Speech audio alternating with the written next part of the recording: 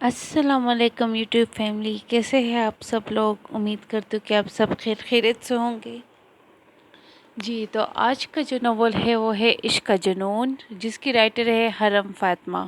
یہ bold and romantic novel ہے۔ چلیے اس کو ریڈ کرنا سٹارٹ کرتے ہیں۔ تجھے کتنی دفعہ کہو حسن، تیری شادی نور بانو سے نہیں ہو سکتی۔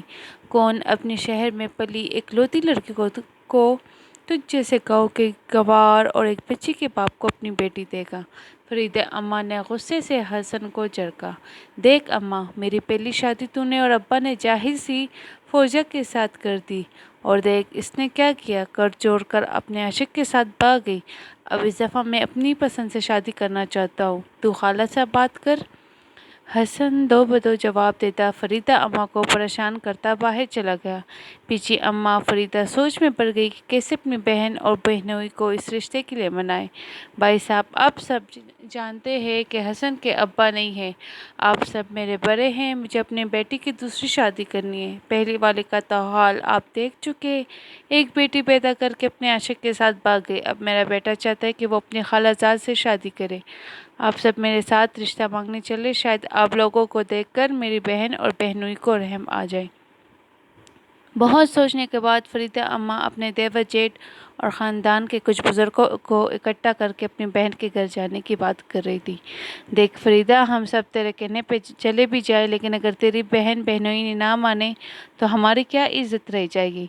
اماں فریدہ کا دیور بولا، نہیں بھائی تم چلو، میں ضرور انہیں منا لوں گی۔ فریدہ اماں سب کو اکٹھا کر کے اپنے بہن کے گھر شہر لے گئی۔ حمیدہ سب کو اکٹھا دیکھ کر پریشان تو ہوئی، لیکن خندہ پیشانی سے سب کا استقبال کیا اور نور بانو کے ساتھ مل کر دسترخوان سجایا۔ سب نے رغبت سے کھانا کھایا۔ کھانا کھانے کے بعد نور بانو چائے بنانے گئی تو بڑے بزرگ نے بات شروع کی، حمیدہ ہم آج ایک خاص مقصد کے لیے آئے ہیں۔ بات کیا ہے بھائی صاحب، آپ ایسی بات کیوں کر رہے ہیں؟ حمیدہ، ہم سب چاہتے تو اپنی نور بانو کا رشتہ حسن کے ساتھ کرتے، تو کوئی اعتراض نہ کرنا، ہم بڑی آس لے کر آئے ہیں۔ بھائی صاحب نے جیسی بات مکمل کی، حمیدہ چپ ہو گئی۔ اندر کچن میں چائے بناتی نور بانو کا دل کانپا۔ وہ دعا کرنے لگی کہ کاش اماں منع کر دے، کیونکہ وہ جانتی تھی حسن کتنا جنونی ہے۔ حسن کی پہلی بیوی سے نور بانو کی کافی بنتی تھی۔ اس نے نور بانو کو بتایا تھا کہ حسن اس کے ساتھ کتنا وحشیانہ سلوک کرتا ہے۔ اس کی تو رشتے والی بات سن کر ہی روح کانپ گئی تھی، مزید سننے کی اس میں ہمت نہیں تھی۔ وہ جانتی تھی اماں اور ابے بڑے بزرگوں کے کہنے پر اگر مان جائیں گے، اور پھر وہی ہوا، بزرگوں نے اماں ابا کو راضی کر کے ہی سکون کا سانس لیا۔ وہ چائے لے کر ہال میں گئی تو فریدہ اماں اٹھ کر اس کی بلائی لینے لگی۔ چائے کی ٹرے ہاتھ سے لے کر اسے اپنے پاس بٹھایا۔ ماشاءاللہ، ہماری بیٹی تو چاند کا ٹکڑا ہے۔ شکریہ بھائی صاحب، آپ نے ہمیں اپنی عزت دی۔ گھر میں موجود سارے افراد تو ایسے خوش تھے جیسے کسی ہیرو سے اس کا رشتہ طے ہو گیا ہو۔ نور بانو جل بن رہی تھی، اور مسئلہ تو یہ تھا کہ وہ کچھ کہہ بھی نہ سکتی تھی، کیونکہ اسے شروع سے ہی اچھا بننے کا بہت شوق تھا۔ اسی شوق پر تعریف کو سننے کے لیے اس نے اپنی ساری زندگی لوگوں کو خوش کرنے میں ہی گزار دی۔ اب بس اچھا بننے کی وجہ سے وہ ضبط کیے بیٹھی تھی۔ اماں فریدہ جاتے جاتے شادی کی تاریخ بھی رکھتی گئی۔ اگلے مہینے کی 5 تاریخ کو دونوں کی شادی طے پائی گئی۔ مہمان صبح کے آئے، رات کو گھر چلے گئے۔ جاتے جاتے فریدہ اماں اس کے ہاتھ پر 1000 کا نوٹ رکھ گئی۔ اماں کیا ہوا، راضی ہوئی تیری بہن، یا میں بھگا لاؤں نور بانو کو؟ حسن حماست سے ہنستے ہوئے بولا، ہٹ بدمعاش، راضی کرائی تیری ساس کو، لے مٹائی کا۔ فریدہ بیگم نے کندھے پر تھپڑ مارتے ہوئے حسن کو کہا، مٹائی کا ڈبہ اس کے آگے رکھا۔ اچھا کیا کہتی ہے خالہ؟ حسن نے مزید پوچھا۔ کچھ نہیں، بس کچھ دینا دلانا ہوگا۔ کیا دینا ہوگا اماں؟ کچھ زیادہ تو نہیں مانگ لے؟ نہیں، بس کچھ زمین اور 5 تولہ سونا۔ اچھا اماں دے دو، نور بانو کے لیے تو جان بھی حاضر ہے۔ حسن اونچا اونچا ہنسنے لگا۔ حسن تو فضول نہ بول کر اپنا حلیہ بھی درست کراؤ، اور گڑیا کہاں ہے؟ کچھ دودھ بھی دیا ہے کہ نہیں معصوم سی بچی کو، یا آوارہ لوفروں کے ساتھ پھرتا رہا ہے؟ جا مجھے گڑیا پکڑا اور ساتھ ایک سوٹ بھی پکڑتے آنا۔ فریدہ اماں نے اپنی 2 ماہ کی پوتی کا پوچھا۔ ہاں اماں، دودھ دے دیا ہے میں نے، فیڈر پیتی نہیں ہے، بڑا او کا دودھ پیا ہے گڑیا نے، حسن نے اپنی ماں کو بتایا۔ تو فریدہ اماں پریشان ہوتی بولی کہ بیچاری کرے بھی تو کیا، جن دنوں میں بچی کو ماں کی ضرورت ہوتی ہے وہ خبیث بھاگ گئی۔ اپنی بیوی کو کوستے رہے، حالانکہ انہیں خود بھی معلوم تھا کہ 3 سال دن رات مار کھانے کی وجہ سے اس نے گھر چھوڑنے کا فیصلہ کیا تھا۔ سارے دن گھر کا کام اور رات میں ان کا بیٹا نئی طریقے آزماتا تھا اس غریب کو ذلیل کرنے کے۔ ابھی وہ یہ سب سوچ رہی تھی کہ حسن ان کی پوتی کو لے آیا تھا۔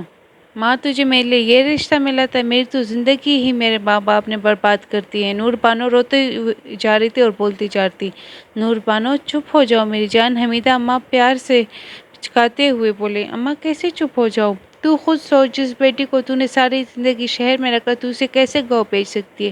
اور وہ بھی ایک ان پڑھ دیہاتی کے ساتھ، جس کی بیوی اس لیے چھوڑ کر بھاگ گئی کیونکہ وہ دیہاتی حسن اس پر شک کرتا تھا اور بات بات پہ اسے مارتا تھا۔ نور بانو بس خدا کا واسطہ چپ کر جا، میں کیسے منع کرتی؟ پوری برادری کے ساتھ فریدہ رشتہ لینے آئی تھی، میں اگر منع کرتی تو رشتہ دار مجھ سے منہ موڑ لیتے۔ پہلے برادری کے باہر میری شادی ہونے کی وجہ سے مجھ سے وہ لوگ ناراض تھے، اب اگر میں رشتے سے انکار کرتی تو وہ لوگ مجھ سے بول چال بند کرتے۔ حمیدہ اداسی سے نور بانو کو سمجھا رہی تھی۔ کافی رونے دھونے کے بعد نور بانو اپنی قسمت کا لکھا مان کر چپ ہو گئی۔ حمیدہ اور فریدہ دونوں شادی کی تیاریوں میں لگ گئے۔ مہندی دونوں گھروں نے اپنے اپنے گھر کی کیونکہ گاؤں سے شہر کا سفر کافی زیادہ تھا۔ پارلر سے تیار ہو کے جو ہی وہ گھر پہنچی بارات آ گئی۔ نکاح کی رسم میں دونوں کو ایک ساتھ بٹھایا گیا۔ دونوں کی جوڑی خوبصورت لگ رہی تھی۔ حسن نور بانو کے ساتھ چپک کر بیٹھ رہا تھا۔ نور بانو بچ رہی تھی، سونیو میری دلہن بن کر تو اب بہت زیادہ خوبصورت لگ رہی، کیوں جی؟ حسن نور بانو کے قریب بیٹھے بولا، لیکن نور بانو نے کچھ بولنے کے بجائے حسن کو آنکھیں دکھائی تھی۔ یہ آنکھیں رات کو دکھانا میری جان، کیونکہ رات کو ہی تمہاری آنکھیں باہر نکلے گی، ساتھ چیخیں بھی نکلے گی۔ حسن خباثت سے دانت نکالتا ہوا بولا۔ نور بانو چپ کر کے بیٹھی رہ گئی۔ فریدہ اماں نے رخصتی کا شور مچا دیا۔ شام ہونے سے پہلے وہ گھر جانا چاہتی تھی کیونکہ گاؤں کافی دور تھا۔ گاؤں میں ان کے کافی جانور بھی تھے جن کی دیکھ بھال بھی بہت ضروری تھی، اور گاؤں کا راستہ بھی کچا تھا، پہنچنے میں کافی ٹائم لگتا تھا، اس لیے رخصتی 4 بجے ہی کر دی گئی۔ نور بانو کافی دیر ماں باپ کے گلے لگ کے روتی رہی۔ ماں باپ نے روتے پلکتی نور بانو کو قرآن کے سائے تلے رخصت کیا۔ مغرب کی اذان ہو چکی تھی جب وہ لوگ بارات لے کر گھر پہنچے۔ جیسے ہی وہ کمرے میں پہنچی تو کمرے کو دیکھ کر وہ حیران رہ گئی۔ اس کے خوبصورت سے فرنیچر کو بہت ہی خوبصورتی سے سجایا گیا تھا۔ اصلی پھولوں سے کمرے کی سیج بنائی گئی تھی جو کہ بہت ہی زیادہ خوبصورت لگ رہی۔ باری جوڑے کے ساتھ وہ بیڈ پر بیٹھی تھی کیونکہ اس کی ماں نے سختی سے منع کیا تھا کہ کوئی بھی تماشا نہیں کرے گی، اور ابھی بیٹھی تھی کہ اماں فریدہ کچھ پھل اور دودھ کا جگ بھر کے لے آئی۔ بیٹی یہ گرم گرم دودھ پی لو، تھوڑا آرام ملے گا اور تھکاوٹ بھی اتر جائے گی، فریدہ اماں نے پیار سے نور بانو کو کہا۔ نور بانو نے چپ چاپ گلاس پکڑ کے دودھ پی کے گلاس اماں کو واپس پکڑا دیا۔ دیکھ بیٹی، میں سمجھتی ہوں کہ تیرے ساتھ ناانصافی ہوئی ہے، تو اپنا جی برا نہ کرنا، تجھے یہاں کسی چیز کی کمی نہیں ہوگی، تو چاہے گھر کا کام نہ کرنا، بس میری پوتی اور بیٹے کے ساتھ پیار اور محبت کے ساتھ رہنا۔ تجھ پر یہ بوری اپنی جان بھی وار دے گی۔ اماں فریدہ نے نور بانو کے ماتھے پر پیار کرتے ہوئے نور بانو سے کہا۔ نور بانو سر اسباب میں ہلا گئی۔ اماں فریدہ نور بانو کو پیار کرتے کمرے سے چلی گئی۔ ابھی اماں فریدہ کو گئے تھوڑی دیر گزرتی کہ حسن کمرے میں آ گیا۔ او جی، میں نے کہا میں ذرا جلدی کمرے میں چلا جاؤں، یہ نہ ہو کہ میری بیگم میرا انتظار کرتے کرتے سو جائے اور ہماری سہاگ رات صرف رات بن کر ہی رہ جائے۔ نور بانو نظر جھکائے خاموش بیٹھی رہی، اس کی بکواس کا کوئی جواب نہ دیا۔ حسن نے جب دیکھا کہ نور بانو خاموش بیٹھی تو نور بانو کے ہاتھ کو اپنے ہاتھ میں پکڑ لیا۔ اچھا جی، کچھ بولو بھی، کیوں گم سم بیٹھی ہو؟ کیا زبان گھر رکھ کر آئی ہو یا پھر شرما رہی ہو؟ حسن نے دوبارہ ہنستے ہوئے اسے چھیڑا۔ اچھا چلو، مجھے اجازت دو کہ میں آج تمہاری ساری شرم عقر توڑ سکوں۔ نور بانو پھر بھی خاموش رہی۔ حسن نے ایک ہی جھٹکے سے نور کو اپنی باہوں میں کھینچا۔ اپنے آپ کو تیار کر لو، یہ دیہاتی تمہارے جسم اور جاں کا مالک بن بیٹھا ہے۔ اگر میری تنہائی کے لمحات میں بھی تم یوں بت بن کر بیٹھی رہی تو یاد رکھنا، صبح تمہاری لاش اس کمرے سے باہر نکلے گی۔ میں ایک ان پڑھ اور دیہاتی ضرور ہوں، لیکن میرا جسم تمہارے شہری لڑکوں سے کئی گنا زیادہ طاقت رکھتا ہے۔ اس کا اندازہ تمہیں آج رات ہو جائے گا۔ چلو اٹھو اور یہ بھاری کپڑے اتار کے یہ نائٹ سوٹ پہن کر آؤ۔ میں نہیں چاہتا کہ یہ بھاری کپڑے بھی تم میں اور مجھ میں رکاوٹ بنے۔ سختی سے اس کا ہاتھ جکڑے وہ نور بانو کے کان میں جیسے تیزاب انڈیل رہا تھا۔ نور بانو سسکیاں روک کے کپڑے کا شاپر پکڑتے کمرے کے ساتھ بنے واش روم میں گئی اور کپڑے چینج کیے۔ وہاں کافی دیر رونے کے بعد منہ صاف کیا، لہنگا اتارا اور وہ پتلا سا نائٹ سوٹ پہنے باہر نکلی۔ حسن بھی شاید کمرے میں ہی کپڑے تبدیل کر چکا تھا۔ میں ڈر کے دروازے کے پاس ہی کھڑی رہی۔ وہ خود چلتا ہوا میرے پاس آیا۔ تم مجھ سے اتنا ڈر کیوں رہی ہو؟ کیا تمہیں یہ خوف ہے کہ میں تمہارے جسم پر قبضہ کر لوں گا؟ لیکن اگر میں نے تمہارے جسم پر قبضہ کر بھی لیا تو کون سا گناہ ہو جائے گا؟ تم میری بیوی ہو، میں پوری دنیا کے سامنے تمہیں بیوی بنا کے لایا ہوں۔ ہم کوئی زنا تو کریں گے نہیں جو تم ایسے ڈر رہی ہو۔ میں چاہتا ہوں کہ ہم اپنا ولیمہ حلال کریں۔ بولتے بولتے اس نے نور بانو کو بیڈ پر لٹایا اور لائٹ آف کر دی اور اسے کہنے لگا، تم جانتی ہو میں شروع سے تمہیں تمہارے خوبصورت جسم کو چاہتا تھا، لیکن اماں ابا نے میری شادیاں فوزی سے کر دی۔ لیکن خیر دیر تو ابھی بھی نہیں ہوئی، ابھی بھی میں تمہارے جسم کی نازکی کو ختم کر سکتا ہوں۔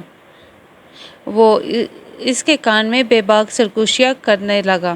وہ دونوں ایک دوسرے کو دیکھتی سانسوں اور جسم کی گرمائش سے بے خود ہو رہے تھے۔